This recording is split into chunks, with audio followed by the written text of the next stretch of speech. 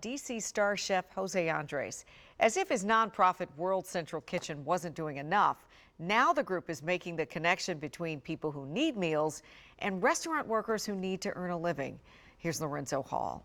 25,000 meals. Through social media, celebrity chef Jose Andres is bringing attention to what he calls another big emergency in this country. People who simply don't have access to food right now. And making sure that no American will be hungry through this crisis. He's not just talking about it, but trying to solve the problem by expanding his operations again. Andres is pledging to purchase at least 1 million meals from small restaurants across the country to keep those eateries open and make sure people are fed. We bring relief one community at a time. He's already turned some of his D.C. area restaurants into community kitchens, and some are now operating like a neighborhood corner store by providing other essentials like toilet paper and hand sanitizer. Where are you going, my man? Kimball Elementary. This on top of the other work being done by his nonprofit World Central Kitchen, where Andres says they've already dished out 8,000 hot meals at Nats Park today alone. The need in our region is evident. 500 free grocery boxes were handed out at the White Oak Rec Center at Montgomery County over the weekend, and lines were seemingly incessant at Megamart stores where people lined up for free or discounted groceries. Andre sat down with Anderson Cooper on 60 Minutes last night. He says the federal government has to do more. You talk about food and water.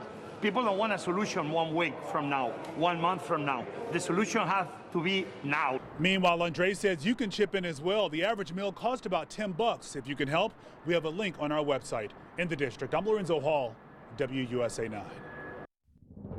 Now, your WUSA 9 weather forecast, sponsored by Cox. And so a lot of the work that Jose Andres and his team of angels do is outdoors. They're going to be dodging a little rain tomorrow, huh? They are, but it's not going to be a washout, Leslie. You get the little walk-in with Boomer, maybe around 11 o'clock in the morning. That might work. Okay. The best chance for storms will be in the afternoon, and that's what we're concerned about in terms of the yellow weather alert. So here's the deal. Again, not a washout across the board, but yeah, we'll be dodging some showers. Let's start first with the threats. So in terms of storms, yeah, that's a pretty high threat. We'll say moderate. High winds are low. Tornadoes are pretty much off the table, and hail pretty much off the table. This type of situation really isn't conducive to tornadoes or hail, which is good. It is conducive to high winds, however. So in terms of impacts, wet for walks, moderate.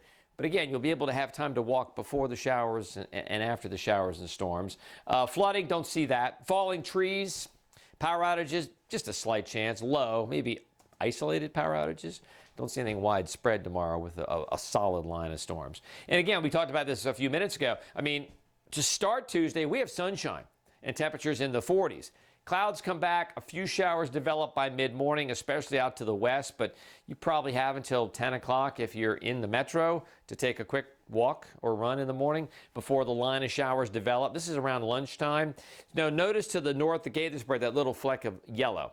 So that's a little heavier activity. And oddly enough, and kind of counterintuitive, there's a better chance of severe weather north and east of us, Baltimore north to Philly, as opposed to south and west of us down toward Culpeper and Charlottesville. Doesn't usually work out that way, but in this case, that's what's going to happen. By the time we get to 3 o'clock, showers now across the bay. A couple of storms could still be heavy over the southern Maryland, maybe Calvert County, St. Mary's County.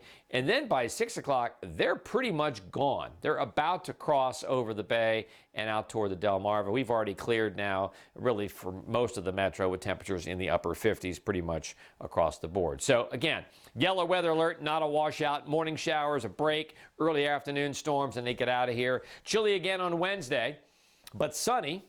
And then on Thursday, well, rain and showers, and we're cool again. Temperatures will struggle to get out of the 50s and get into around 60. So let's talk about Friday. We have a shower to start, but the rest of the day looks great.